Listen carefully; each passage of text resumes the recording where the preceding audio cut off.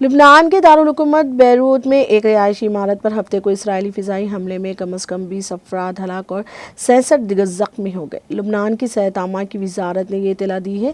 وزارت نے کہا کہ صبح ہونے والے فضائی حملے نے بستہ وفار کا محلے میں ایک 8 منزلہ عمارت کو نشانہ بنایا۔ حملے میں عمارت تباہ اور قریبی عمارتوں کو نقصان پہنچا۔ وزارت نے کہا کہ شہری دفاع کی ٹیمز اب بھی متاثرین کی تلاش میں ملبہ ہٹا رہی ہیں۔ اسرائیلی ذرائع ابلاغ نے اطلاع دی ہے کہ فضائی حملے کا مقصد حزب اللہ کے ایک سرکردہ اہلکار کو نشانہ بنانا تھا۔ وزارت سے وابستہ public health emergency operation centre کے مطابق ہفتے کی رات جنوبی لبنان کے ضلع طائر کے گاؤں عین بال پر اسرائیلی فضائی حملوں میں 2 ہیلتھ ورکرز ہلاک اور 4 دیگر زخمی ہو گئے۔